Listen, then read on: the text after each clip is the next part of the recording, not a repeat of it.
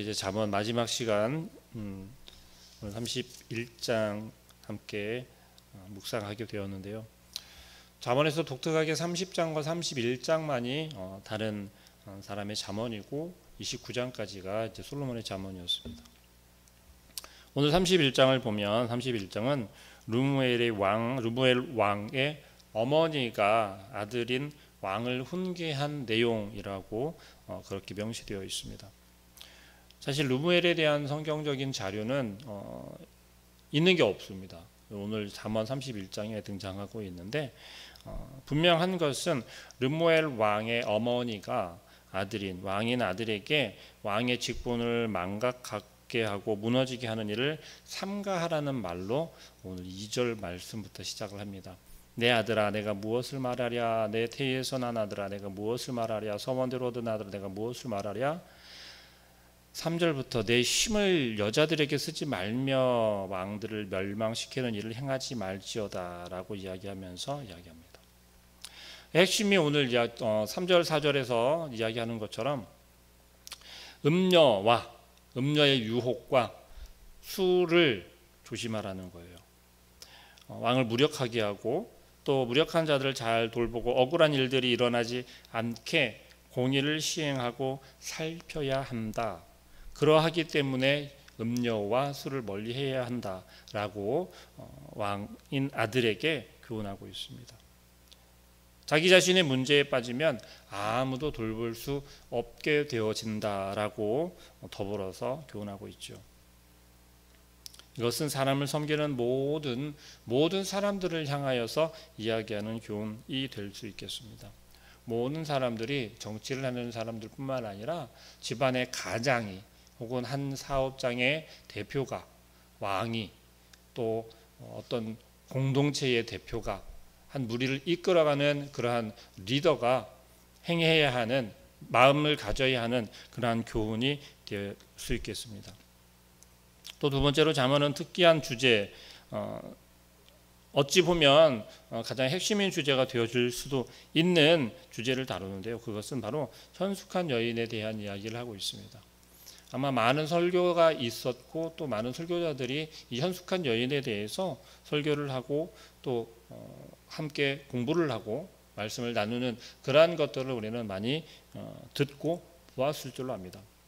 잠언에서 잠언을 마무리하면서 마지막 지으면서 현숙한 여인에 대해서 교훈하는 것은 왜 그럴까라고 하는 것은 사실 중요하게 전하고 있는 핵심 주제가 있기 때문에 그렇습니다. 10절부터 현숙한 여인에 대해서 이야기를 하고 있는데요. 10절부터 마지막 절이 어떻게 되어져 있는가 하고 조금 살펴보면 히브리어 알파벳 철자대로 시작되어진 시라고 그렇게 이야기합니다. 또 학자들이 그렇게 해석을 하고 있고요. 그래서 그 내용인즉 현숙한 여인에 대해서 칭송을 하고 있는데 모든 여인들이 이 이야기를 들으면 조금은 한편으로는 마음 가운데 불편함을 가질 수도 있는 그러한 이야기들로 되어져 있는 건 사실입니다. 그런데 좀 더 우리가 깊이 생각할 수 있는 건 이 고대 사회에서 여인에 대한 이야기를 이렇게 장황하게 소개하고 있고 또 이 여인에 대한 것을 칭찬하고 있는 또 그 여인을 대상으로 교훈을 삼는 것은 사실 흔한 일은 아닙니다. 왜냐하면 고대 사회에서는 여인에 대한 것을 거의 등한시하고 되게 소홀히 여기고 또 여인에 대한 이야기를 드러내어서 교훈을 삼는다라고 하는 것은 흔한 일이 아니었습니다. 왜냐하면 남아선호 사상, 남자만이 존재가 있고 가치가 있다라고 여겨지던 그런 사회였기 때문에 그렇습니다. 그런데 일반적으로 여성이 대우를 받거나 존경을 받지 못하던 그러한 사회 현실 속에서 이 현숙한 여인은 굉장히 조금은 어떤 독립적인 또 인격을 가지고 있고 또 스스로 모든 책임을 감당하는 그러한 여인임을 우리는 내용을 비추어서 볼 수 있습니다.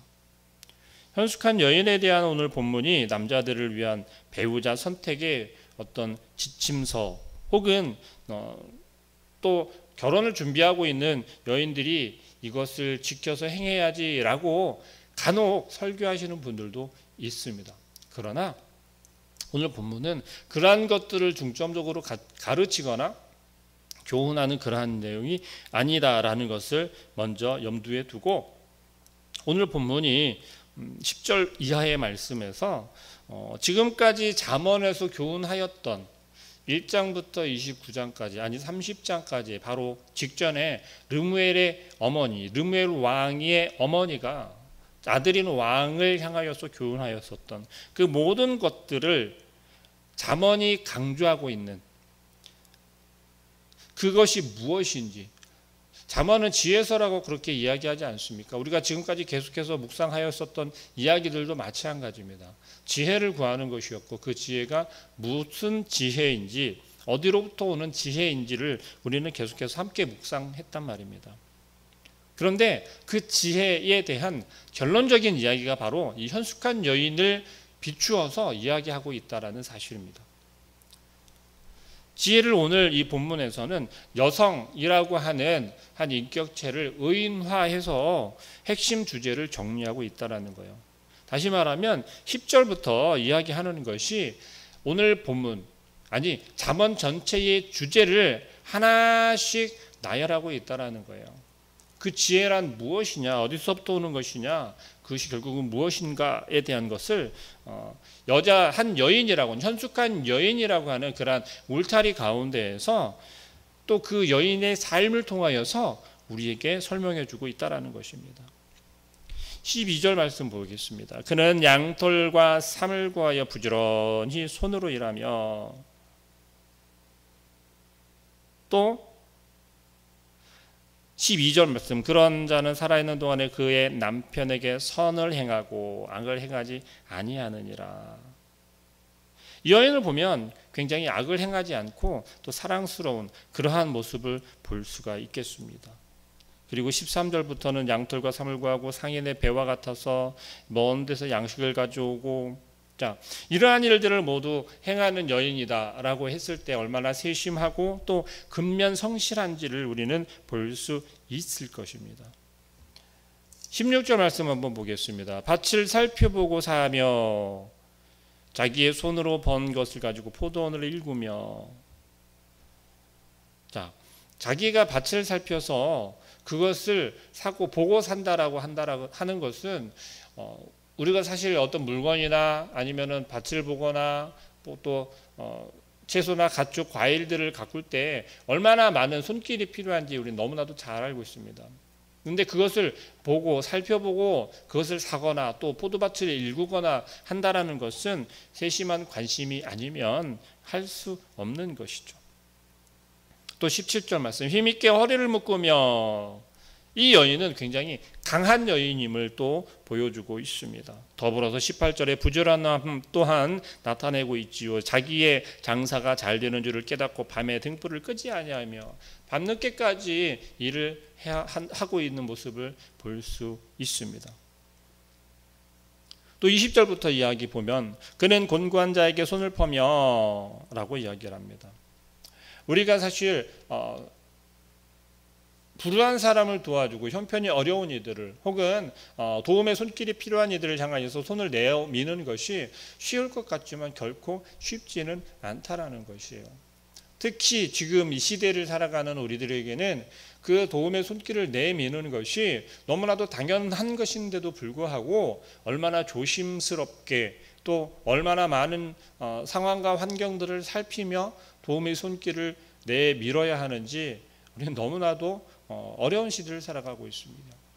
그럼에도 또 그러한 어려움에 도움의 손길을 내밀지 아니하면 또 주변에 온갖 원성과 혹은 손가락질과 그러한 이야기들을 우리는 많이 들을 수밖에 없는 그러한 사회를 살아가고 있습니다. 그렇다면 이 여인의 이 성실함과 또 권면하는 모습, 곤고한 자들에게 손을 내어 미는 그러한 모습들을 바라보면서 우리가 어찌해야 할까를 다시 한번 생각해 보아야 하겠습니다.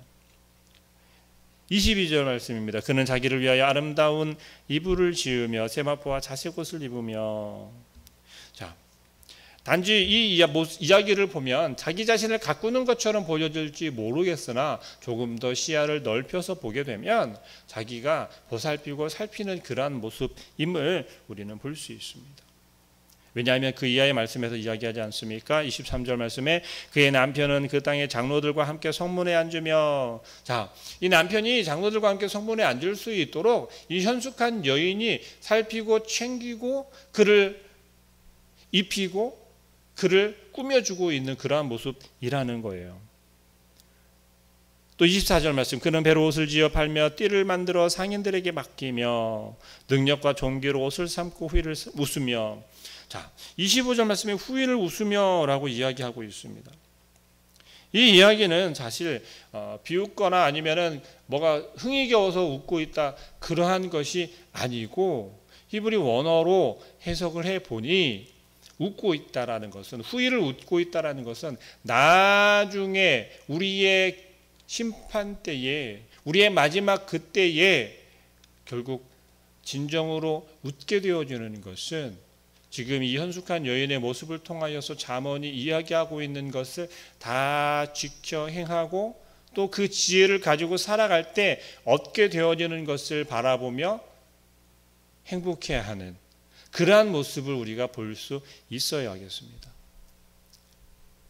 그것은 무엇이냐면 바로 오늘 잠언이 가지고 있는, 잠언 전체가 통틀어서 가지고 있는 핵심 주제, 그것이 바로 하나님을 경외하는 삶이라는 것을 오늘 현숙한 여인을 통해서 정리해주고 있다라는 사실입니다.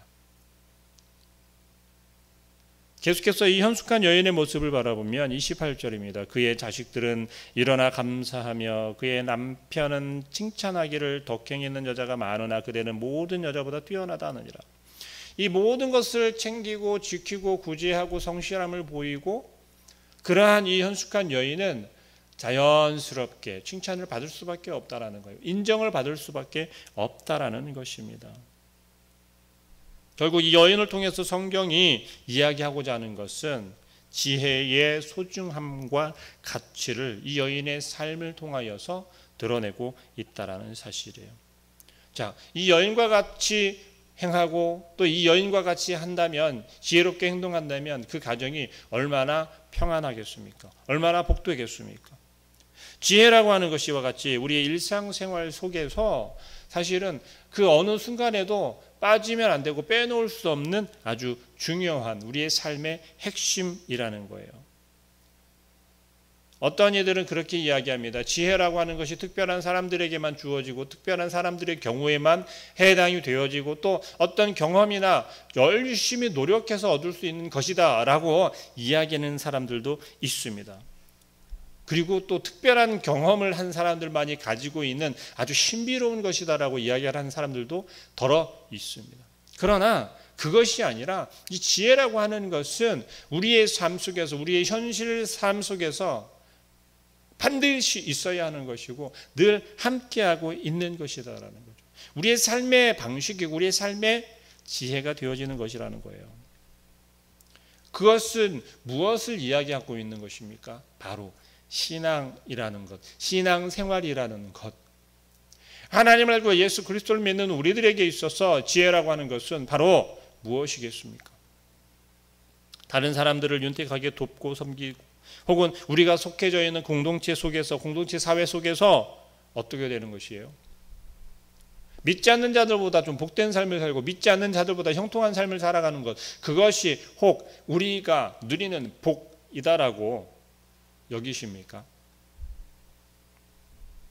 그 지혜의 비밀은 바로 조금 전에 말씀드린 하나님을 경외하는 것이라는 거예요. 하나님을 경외하는 것이 그 지혜의 핵심이고 그리스도인들이 살아가는, 신앙인들이 살아가고 있는 삶 가운데 주제가 되어지고 중심이 되어지고 지혜가 되어진다라는 것이에요. 혹 우리가 세상의 것을 바라보고 세상의 어떤 삶의 방식이나 아니면 세상에서 필요한 것들을 우리가 구하면서 그것이 내 삶의 중심이고 내 핵심이고 내 삶의 어떤 주제가 되어져서 그것을 위해서만 살아가는 그러한 헛된 삶을 살아가기를 원하고 계시지는 않습니까?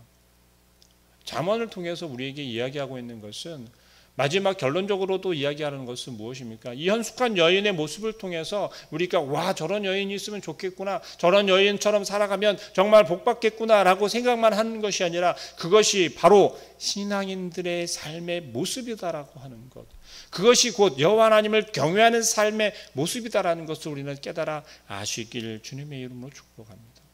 그리고 우리의 삶이 그러한 삶이 되어야 할 것이고, 우리가 결국 여호와 하나님을 경외하는 삶을 살아갈 때 하나님께서는 우리에게 하나님의 그 지혜를 허락하여 주시고, 우리의 삶 속에서 우리가 무엇을 보고 듣고 행해야 하는지를 깨닫게 하신다라고 하는 사실을, 그리고 우리가 오늘 하루도 이 새벽에 나와 하나님께 말씀을 구하고 하나님의 이름을 부르짖으며 나아갈 때 우리의 마음 가운데 하나님, 오늘 하루도 우리가 승리하는 삶을 살겠습니다. 우리가 오늘 하루도 우리가 형통한 삶을 살기를 원합니다. 복된 삶을 살기를 원합니다. 하나님, 그렇다면 오늘 이 시간에 하나님께 구하시길 바랍니다. 하나님, 지혜를 허락하여 주옵소서. 오직 여호와 하나님만을 경외하는 그 마음을 허락하여 주시고 그 마음을 붙잡고 오늘 하루를 살아가게 해달라고. 그래서 오늘 하루가 정말 하나님 보시기에도 승리하는 삶을 살고 또 하나님 보시기에도 형통한 삶이 되어줄 수 있게 해달라고 구하시는 그런 모든 성도인들 되어주시기를 주님의 이름으로 축복합니다. 기도하겠습니다.